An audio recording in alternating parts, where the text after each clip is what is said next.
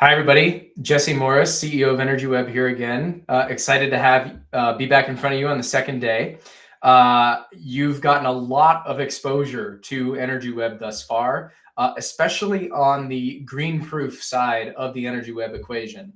Looking at everything ranging from our sustainable aviation fuel registry in partnership with some of the world's biggest aviation companies, to also talking about how we're working with Bitcoin miners to clean up Bitcoin mining, and then also on maritime shipping.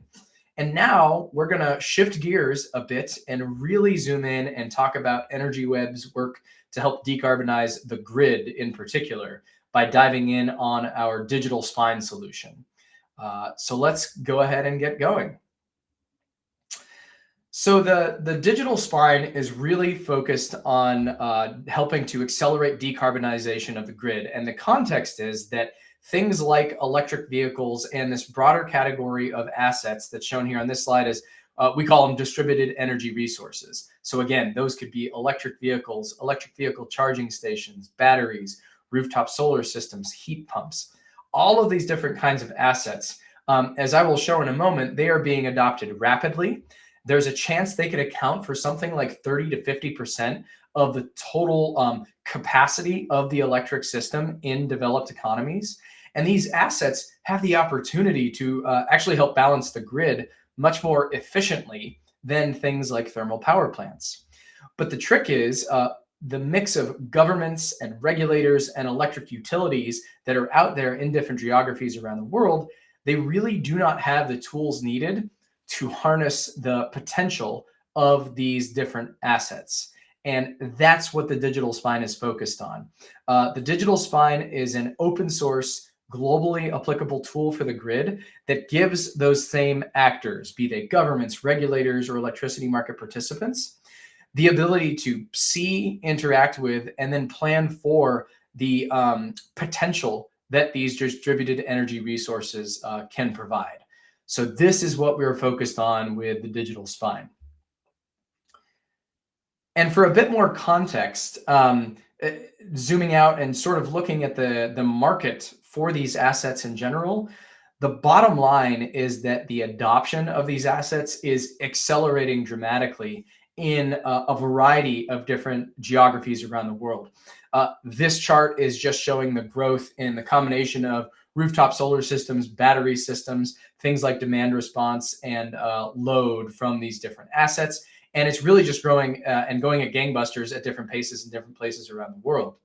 And on this next slide, the point is that if you zoom in specifically in the US, these assets are going crazy. We're forecasting a growth. I'm going to zoom in specifically in the electric vehicle point here. And again, this is just for the United States.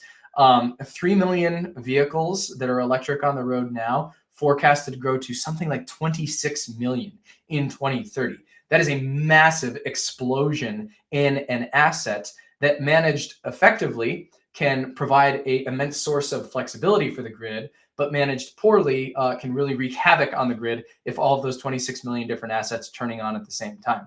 And there's a variety of different forces that are contributing to the growth of these different assets. Costs of these assets are coming down. Utilities are figuring out a bit more clever ways to manage these assets. The Inflation Reduction Act in the US has just really put the electric accelerator pedal on adoption of these different assets. They're becoming more available in different places. Additional regulation is accelerating this. All of this information in this chart is taken from an amazing report by the Brattle Group and a variety of other partners, talking about how electric vehicles and these different assets are contributing to the potential here. So I'd encourage folks to check it out. But the bottom line is these assets are accelerating very rapidly. This is talking about the US, but there are other markets where it's also happening. And with that additional adoption in those assets comes a significant additional amount of complexity, which is what this chart is showing.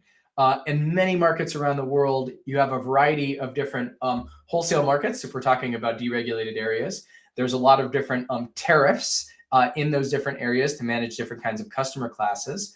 And then as you start walking down here, There are many different DERs themselves, which are shown as the dark colored purple here, showing that there's a proliferation of those DERs at the bottom of the grid. And then many of those DERs, if you step up one level in the light purple boxes, those DERs are being managed by yet another set of market participants.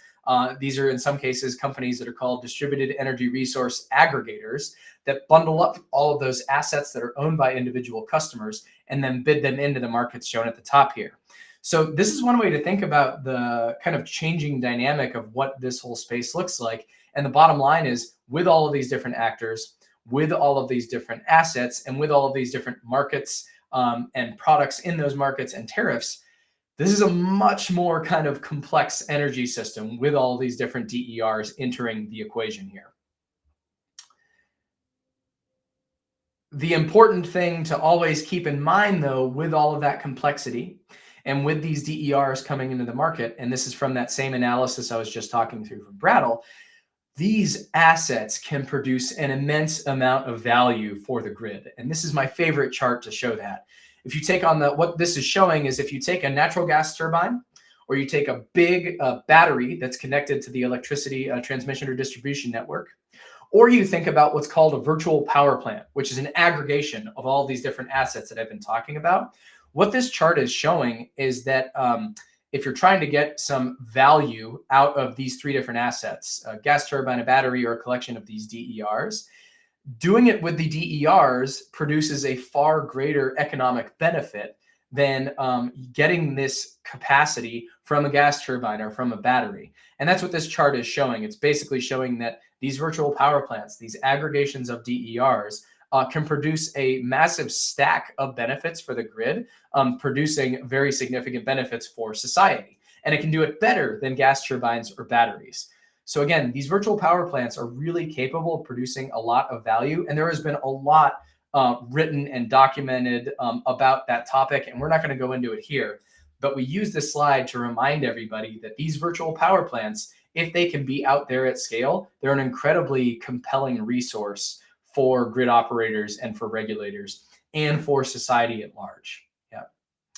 The challenge is, as shown on this next slide, is that generally speaking, electric utilities in particular and regulators really don't have the tools needed to fully unlock the potential of these virtual power plants and these individual distributed energy resources. And to provide a little bit more detail on that, generally speaking, these market participants have little to no visibility about where these different assets are on the system, let alone understand what they're capable of. Second, most market participants really just can't communicate or interact with these assets at the speed necessary to, one way to think about it, increase the flexibility of the grid, right? The electric utilities, generally speaking, can't digitally interact with these fleets of electric vehicles and tens of millions of batteries and rooftop solar systems to control them in a way that can actually help balance the grid and make it more flexible. The other thing is that if you break apart the electric distribution network into the high voltage system, so the high voltage transmission networks, and the lower voltage distribution networks that bring power into our homes and our businesses, there's not much of a framework for coordinating the behavior of things like batteries and these DERs that are both supporting the high voltage market by bidding into the wholesale energy market, but might also be being used by your local distribution utility. There is no framework for coordinating the behavior of one asset participating in these two different markets. So that's a huge challenge. And finally, more from a planning perspective, if you think about electric utilities who are responsible for building out distribution networks to carry power to new homes and businesses or meet increasing demand from existing homes and businesses, there's not a lot of sophisticated planning tools out there to help those planners actually understand where these DERs are, where they're going to be in the future, and how those assets are going to shape what the future of the electric distribution network should look like. So these are all huge challenges that we have encountered and that we have built a solution for, which is this thing called a digital spine, which we'll talk about now. So from our seat, we think to solve these challenges and unlock that value that I was just showing a moment ago with that slide about virtual power plants, grids everywhere need to grow a digital spine. And this slide is the simplest kind of very high level drawing for describing what the heck a digital spine is. And a digital spine is best thought of as a nervous system for the grid that enables messages and data to be rapidly and securely exchanged amongst all of the different market participants that need to see, trust, and work with that data in order to get value out of these DERs. And to kind of describe how it works from the bottom up, if you look at the left of this chart, what we typically do is, take a given geography, which could be a state, a region of an independent system operator or a regional transmission organization, or an entire country, and you say, okay, here is this data sharing infrastructure. Here is this digital spine, and it enables all of these different technology companies and or aggregators shown on the left to hook into that spine. So we basically use a really simple software gateway where these companies hook into the spine. So it enables them to exchange data through the spine. That's what we do on the left. Then on the right side, do the exact same thing with the electric utilities in a given region. So it could be the ISO, TSO, or RTO that's really responsible for managing some combination of the high voltage network and or the wholesale energy market if it's a deregulated space. And then also the distribution utilities. So these are the utilities who run the distribution networks in that area. And we use a similar gateway device enabling data to be exchanged here.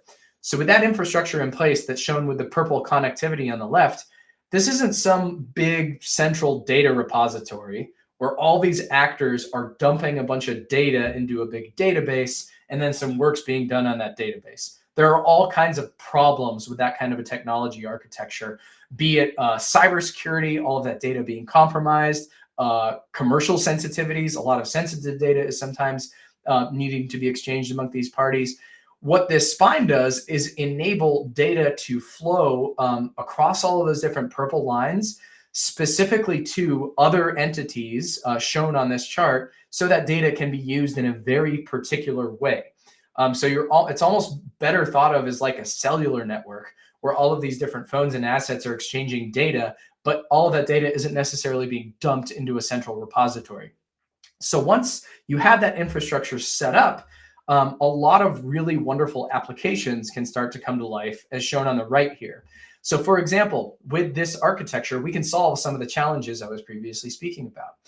With this architecture, you make it much simpler for market participants to monitor and verify where are all these DERs and what can they do. You make it much simpler for those distribution utilities to actually try and procure services from those DER that are on their network. And you can also make it easier for data from these market participants shown on the left to flow up to different modeling tools for these distribution utilities to be able to better conduct forecasting for their networks. So the digital spine is really best thought of as a starting point kind of digital infrastructure or platform for electric utilities and their regulators to begin spinning up all kinds of different applications. That's kind of what the simplest way you can describe what a spine is. And we can go to the next slide. This isn't just vaporware or a concept on a piece of paper. Everything I just shown has been built and deployed in multiple instances across the world. Our favorite example for describing a digital spine in action is what the Australians have done at the absolute bleeding edge of digital innovation in the broad energy transition space.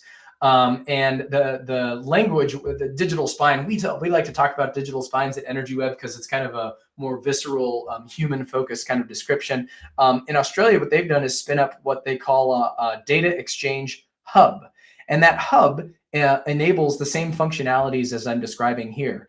As shown on one of the slides from Australia here, on the left, you have these DER aggregators who actually manage these DERs. On the right, you have these distribution utilities who have all of the data and information about their electricity distribution networks. And then at the top, you also have this hub integrated with AEMO, who does everything having to do with the actual wholesale energy market and everything in Australia. So with this data hub, it's made it cyber secure and simple and easy for data to be exchanged and passed amongst these market participants to operate a variety of different applications. So we've been incredibly excited to bring this digital spine to life in Australia. Different components of this solution are moving forward in the country. I'm excited to be able to speak more about that moving forward this year. But it's been an absolute killer example for kind of what the tip of the spear looks like for all things digitization and the energy transition for the grid. And then there's another great example that we can talk about here, which is that let's go to the other side of the planet and look at the United Kingdom. The UK is at an earlier stage in their evolution talking about digital spines, but it's incredibly exciting to see several of the regulatory bodies in the UK starting to talk about and fund specific work to prep the kind of baseline for something like a digital spine in the UK. There was a digital spine feasibility study that was commissioned some time ago by the regulators in the UK, and there's a variety of different activities being taken there, again, to kind of seed the ground for something like a digital spine in the country. So it's incredibly exciting to see another country jumping on the bandwagon here. And our hope is that there will be additional geographies. And in fact, EnergyWeb is conducting briefings on this topic with a variety of governments on a very regular basis in South America, in North America, Asia Pacific, and Western Europe. So really couldn't be more excited for where this solution and technology is going to go moving forward. But those are two great examples of where these concepts, in one case in Australia, have been deployed, and in another case in the UK are coming. So we're really excited to see that on the way. Just to kind of put a bit of a bow on this topic, the EnergyWeb's approach to setting up these digital spines, or setting up what some market participants are calling data sharing infrastructure, is that this solution is an open platform. It's not an individual application tied to a specific vendor. Many companies are offering grid modeling tools for dispatching optimally these different DERs to produce a given outcome on the grid. But most of these, if not all of these different individual applications, tie the market participants, so electric utilities and regulators, into specific vendors or into specific approaches. The point here with digital spines is that new applications can emerge as the grid evolves. Why bet on a single application? Instead, our positioning here is that establish this data sharing infrastructure, establish this digital spine so that different applications can be prioritized as the grid evolves in these different places. The other piece to notice here is that these digital spines don't care if you're using one data protocol or one data schema or another. They're completely flexible, so you can use different data formats because all of these different companies need to use different kinds of data formats to support different applications. The other thing I should note, this is probably obvious since you've been seeing these presentations about EnergyWeb, this whole thing is open source. The point here is to really minimize vendor lock-in and to create a broad community of companies using this technology to de-risk it for other corporates and other geographies. The final kind of differentiating factor for this kind of data sharing infrastructure is cybersecurity. The identity and access management approach that is a part of this digital spine toolkit leverages a decentralized approach to identity and access management, taking advantage of something called self-sovereign identity, which is a Web3 based architecture for managing digital identity management. So that is best thought of as just an additional wrap around this entire digital spine that increases the cybersecurity of the whole solution by making certain cyber attack vectors much more difficult to pull off. So these are some of the kind of differentiating benefits of taking this open source decentralized approach to data exchange for the grid. So that's the initial kind of description that we wanted to offer to the community and to newcomers about what this digital spine thing is, how it works, what it's capable of. Please do come to us, ask us questions. We love giving demos. We love going deeper on this. We love connecting corporates with corporates and electric utilities in other places in the world that have experience with this so that you all can talk to each other. That's one of the most effective ways to accelerate the education here. But thank you for your time talking about this digital spine piece, and we'll see you soon.